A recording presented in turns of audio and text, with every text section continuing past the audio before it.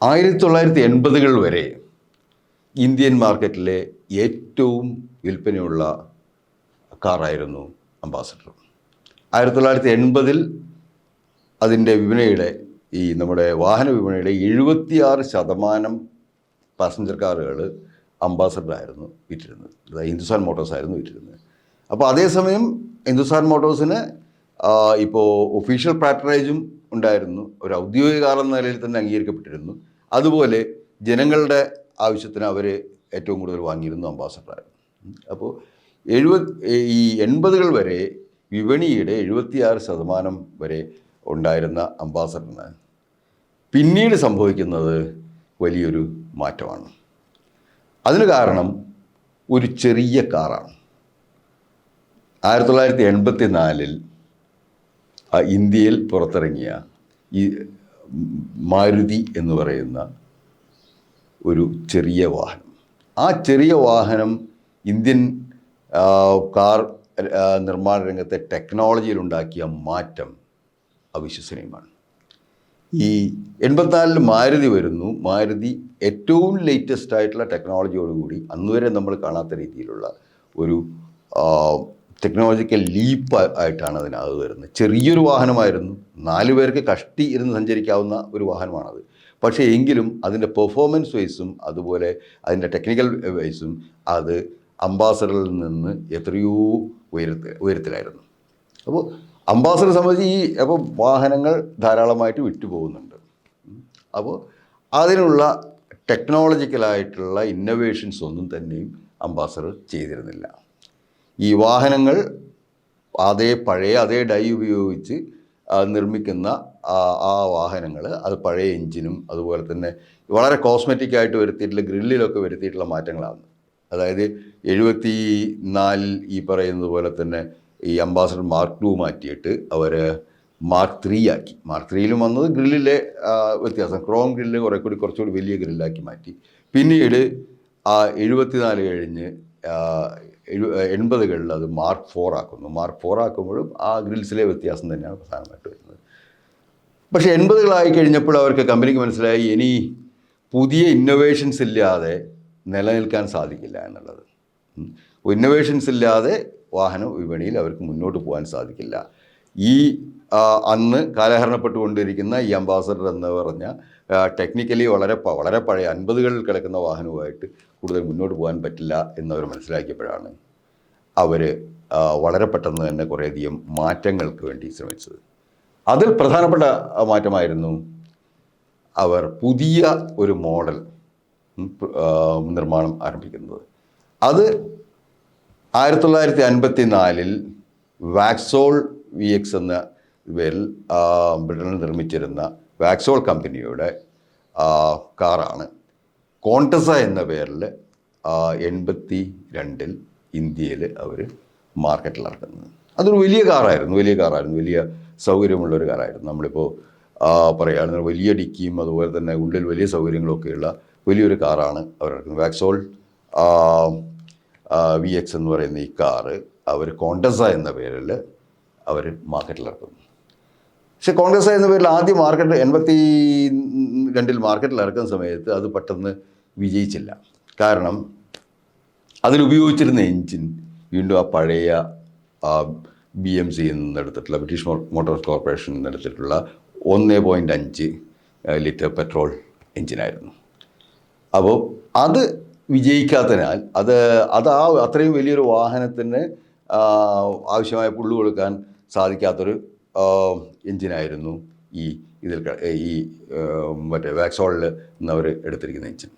അപ്പോൾ അതുകൊണ്ട് തന്നെ എന്ത് പറ്റിയെന്ന് വെച്ച് കഴിഞ്ഞാൽ അത് വലിയ കാറായിരുന്നു, വളരെ മോഡൽ വൈസൊക്കെ അന്നത്തെ ഇന്ത്യയിൽ ഇറങ്ങുന്നതിൽ ഏറ്റവും ആധുനികമായിട്ടുള്ള കാറായിരുന്നു. വാക്സോളുകാരിത് 54 മുതൽ 78 വരെ ബ്രിട്ടനിൽ പ്രൊഡ്യൂസ് ചെയ്തുകൊണ്ടിരുന്ന വണ്ടിയാണ്. 78-ലാണ് അത് അവർ അവസാനിപ്പിക്കുന്നത്.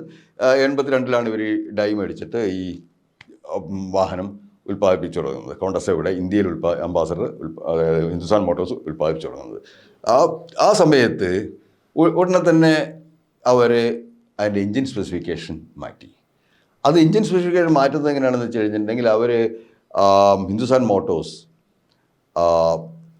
ഇസൂസു എന്ന കമ്പനിയുമായിട്ട് ഓൾറെഡി ഒരു ടൈപ്പിലുണ്ടായിരുന്നു. ജപ്പാനിലെ ഇസൂസു കമ്പനിയായിട്ട് അവർ ടൈപ്പ് ഉണ്ടായിരുന്നു. ഇസൂസുവിൻ്റെ മിനി ട്രക്കുകളൊക്കെ അവരോട് നിർമ്മിച്ചിരുന്നു. അങ്ങനെ ഇസൂസുവിൽ നിന്ന് അവരൊരു പെട്രോൾ എഞ്ചിൻ 1.8 ലിറ്ററിൻ്റെ ഒരു പെട്രോൾ എഞ്ചിനും അവർ വാങ്ങുകയും ആ പെട്രോൾ എഞ്ചിൻ ഈ പറയുന്ന ആ പെട്രോൾ എഞ്ചിനും ഇസൂസുവിൻ്റെ ഗിയർ ബോക്സും രണ്ടും കൂടി ഈ കോണ്ടസയിൽ അവർ സംയോജിപ്പിച്ച് കഴിഞ്ഞപ്പോൾ അത് വളരെ പെർഫോമിംഗ് ആയിട്ടുള്ളൊരു കാറായി മാറി. അപ്പോൾ അതിന് ഉണ്ടായിരുന്ന പ്രശ്നം എന്താണെന്ന് വെച്ച് കഴിഞ്ഞാൽ അതിൻ്റെ കപ്പാസിറ്റി ആ വണ്ടിയുടെ വലിപ്പത്തിനനുസരിച്ചുള്ള എഞ്ചിൻ ഉണ്ടായിരുന്നില്ല എന്നുള്ളതാണ്. ആ എഞ്ചിൻ മാറ്റി ഇസൂസുവിൻ്റെ പെട്രോൾ എഞ്ചിൻ വെച്ചതോടുകൂടി ധാരാളമായിട്ട് ആ കാറുകൾ വിറ്റ് ചെയ്യാൻ തുടങ്ങി. ഇസൂസു എഞ്ചിൻ ഘടിപ്പിച്ചിട്ടുള്ള കോണ്ടസ കാറുകൾ അപ്പോൾ തന്നെ ധനിക ഈ ഇന്ത്യയിലെ പൊതുവെ ധനികരുടെ ഒരു ആഡംബര ചിഹ്നമായിട്ട് വളരെ പെട്ടെന്ന് തന്നെ കോണ്ടസ കാറുകൾ മാറി. ഒരു കോണ്ടസ കാറിൻ്റെ ഉടമയായിട്ടുള്ള ഒരാളെന്ന് പറഞ്ഞു കഴിഞ്ഞാൽ നമുക്ക് സ്വാഭാവികമായിട്ടും ആ നാട്ടിലെ ഏറ്റവും ധനികനായിട്ടുള്ള ഒരു വ്യക്തിയാണെന്നുള്ള ഒരു ധാരണ വരുന്നു. അതുപോലെ ആ ഇസൂസു എഞ്ചിൻ ഘടിപ്പിച്ചിട്ടുള്ള വളരെ പെർഫോമിംഗ് ആയിട്ടുള്ള വാഹനങ്ങൾ അത് ഒരു കുറഞ്ഞ കാലത്തേക്ക് അവർ ധാരാളമായിട്ട് കോണ്ടസ അവർക്ക് വിൽക്കാൻ സാധിച്ചു. അതേസമയം തന്നെ കമ്പനി വീണ്ടും ബൈഫർക്കേഷനിലേക്ക് പോയി മിത്സുബിഷി മോട്ടോഴ്സുമായിട്ട് കൂടി ചേർന്നുണ്ട്. ജപ്പാനിലെ മിത്സുബിഷി മോട്ടോഴ്സുമായിട്ട് കൂടി ചേർന്നുണ്ട്. മിത്സുബിഷിയുടെ ഒരു സെമി സ്പോർട്സ് കാറുകളിൽ ലോകം മുഴുവൻ അറിയപ്പെടുന്ന ലാൻസർ അവരുടെ പ്രൊഡ്യൂസ് ചെയ്യാൻ തുടങ്ങി. അതുപോലെ പജീറോ എന്ന വാഹനം പ്രൊഡ്യൂസ് ചെയ്യാൻ തുടങ്ങി. അങ്ങനെ ഈ ലാൻസർ ആണെങ്കിൽ ഇന്ത്യയിൽ അതുപോലെ തന്നെ വളരെയധികം പോപ്പുലറായി. അപ്പോൾ ഈ രണ്ട് വാഹനങ്ങളും 80കളിൽ നിന്ന് 90കളിലേക്കുള്ള പ്രയാണത്തിൽ ഈ ഹിന്ദുസ്ഥാൻ മോട്ടോഴ്സിനെ ധാരാളമായി സഹായിച്ചു. അതായത് കോണ്ടസ നന്നായിട്ട് ചിലവായി, അതുപോലെ തന്നെ ലാൻസറും ധാരാളമായിട്ട് മൂവ് ചെയ്തിരുന്നു. നമുക്കറിയാം, ഇപ്പോൾ പജീറോ എന്ന് പറയുമ്പോൾ നമുക്ക് ആദ്യം ഓർമ്മ വരുന്നതെന്ന് വെച്ചിട്ടുണ്ടെങ്കിൽ നമ്മുടെ പ്രമുഖ അഭിനേതാവ് ശ്രീ മോഹൻലാലിൻ്റെ പജീറോ ആയിരുന്നു വളരെ കാലം മോഹൻലാൽ ഉപയോഗിച്ചുകൊണ്ടിരുന്നത്. ഇപ്പോൾ വെൽഫെയർ ആണ് ഉപയോഗിക്കുന്നത്. പക്ഷേ അത് ഈ വെൽഫെയർ ഉപയോഗിക്കുന്ന കാലം വരെ ഉള്ള സമയത്ത് പജീറോ വാഹനത്തിലായിരുന്നു മോഹൻലാൽ സഞ്ചരിച്ചിരുന്നത്. നമുക്കിപ്പോൾ തിരുവനന്തപുരത്തുകാർക്ക് മിക്കവാറും അറിയാം, ഈ പജീറോ കണ്ടു കഴിഞ്ഞിട്ടുണ്ടെങ്കിൽ അത് മോഹൻലാലിൻ്റെ ആണെന്ന് നമുക്കറിയാവുന്ന ഒരു കാലം ഉണ്ടായിരുന്നു.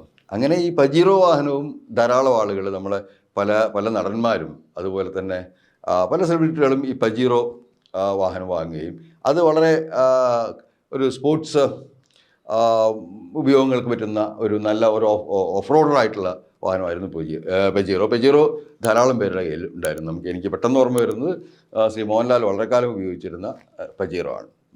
അതുപോലെ ഈ വാഹനങ്ങൾ ഉണ്ടാക്കിയത് ഈ കമ്പനിയുടെ ആയുസ് നീട്ടിക്കൊടുത്തു. കൂടുതൽ കാലങ്ങളിലേക്ക് അത് അതുപോലെ തന്നെ അടുത്തതായി അവർ ചെയ്തത് അംബാസഡറിലെ ധാരാളം മാറ്റങ്ങളാണ്. ഈ അംബാസഡറിലേക്ക് ഈ മാറ്റങ്ങൾ വരുമ്പോഴും ഇവിടെ പുതിയ കമ്പനികൾ, ധാരാളം കമ്പനികൾ വരികയും അവർ പുതിയ വാഹനങ്ങൾ നിർമ്മിക്കുകയും ചെയ്യുന്നു. അതായത് മാരുതി വന്നതോടുകൂടി സുസുക്കി കൊളാബറേഷനിലും മാരുതി ഇന്ത്യയിൽ വന്നു. മാരുതി 84 അവരുടെ ആദ്യത്തെ വാഹനം പ്രൊഡ്യൂസ് ചെയ്തു. 85 അത് അവർ റിനോവേറ്റ് ചെയ്ത് ഒരു പുതിയ ഇന്ന് കാണുന്ന മാരുതി 800 വന്നു. അതിൻ്റെ കൂടെ അവർ മാരുതി 1000 നിർമ്മിച്ചു. അത് കുറേ കൂടി വലിയ കാറായിരുന്നു. അതേ സമയത്ത് തന്നെ കൊറിയൻ കമ്പനിയായിട്ടുള്ള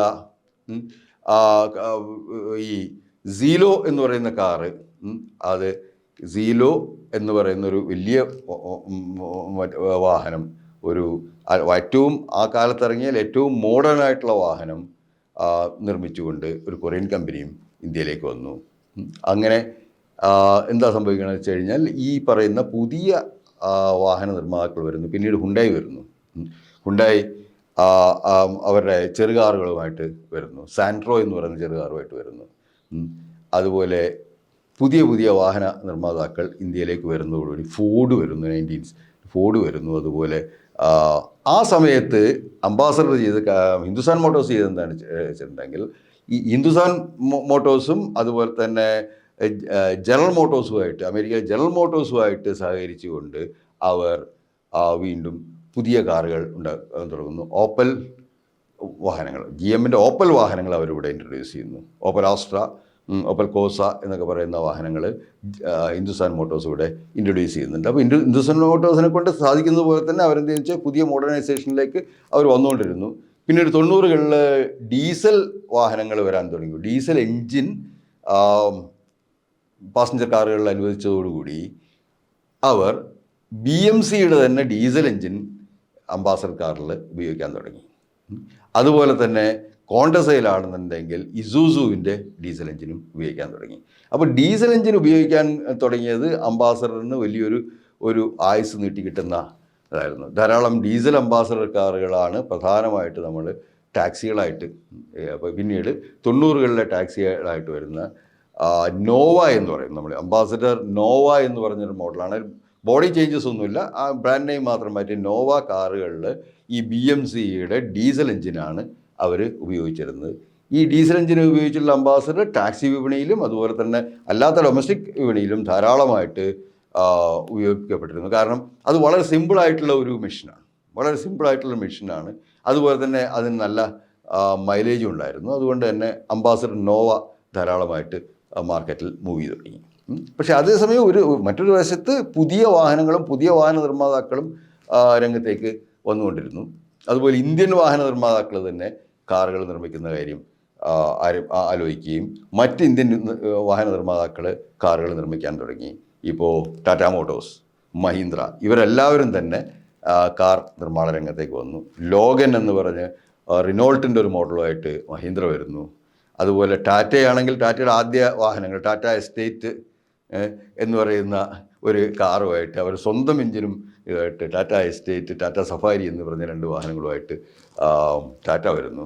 അങ്ങനെ ഇന്ത്യൻ വാഹന വിപണി വളരെ പെട്ടെന്ന് തന്നെ സജീവമായി മാറുകയാണ് ചെയ്യുന്നത്. ധാരാളം ഓപ്ഷൻസ് ഈ വാഹന കമ്പനികൾ, പുതിയ വാഹന കമ്പനികൾ നൽകുന്നു. അതേസമയം അംബാസഡർ ആണെന്നുണ്ടെങ്കിൽ അംബാസഡർ അവരുടെ ഏതെങ്കിലും രീതിയിൽ അവരുടെ ഇന്നൊവേഷനിലൂടെ അല്ലെങ്കിൽ പുതിയ മോഡലുകളിലൂടെ അവർ വിപണി പിടിച്ചു നിർത്താനുള്ള ശ്രമങ്ങൾ അംബാസഡറും തുടർന്നു.